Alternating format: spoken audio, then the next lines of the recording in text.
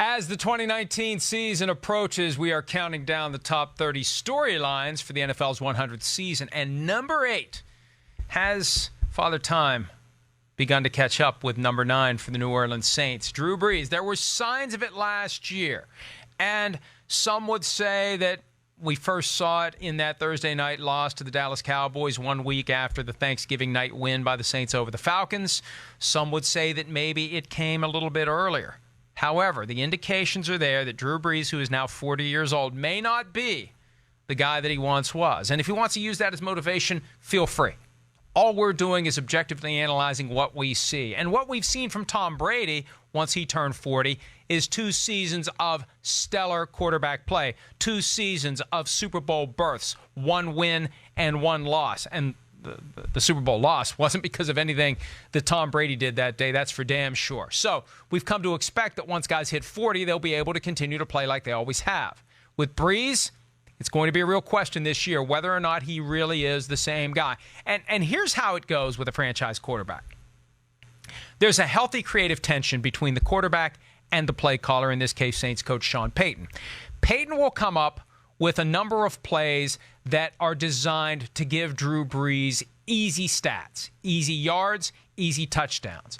And then there will be a certain number of instances where Drew Brees, through his sheer passing ability, will give the team easy touchdowns and easy yards.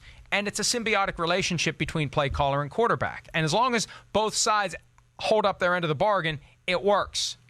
Well, with the Saints, could it be that the pendulum is swinging more toward the play caller than the quarterback? And there's one play that I'll focus on, and I've mentioned this before.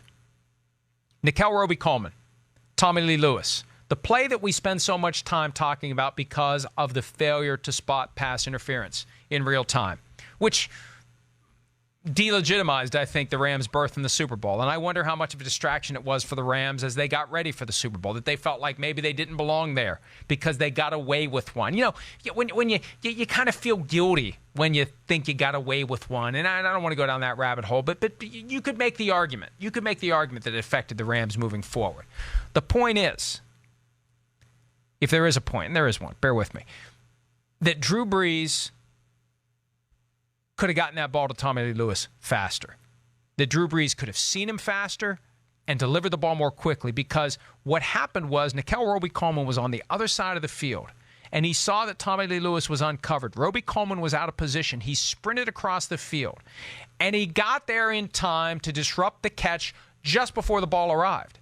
Well, you could argue that Drew Brees of 2 or 3 years ago would have put the ball into Tommy Lee Lewis's grasp before Roby-Coleman got there, and maybe Lewis would have been in the end zone with the touchdown before Coleman got over to the other side of the field. So the ability to recognize, adapt, deliver the football quickly, is Father Time a factor in that as it relates to that key play from the NFC Championship game? And those are the kinds of things that we need to watch as the 2019 season unfolds.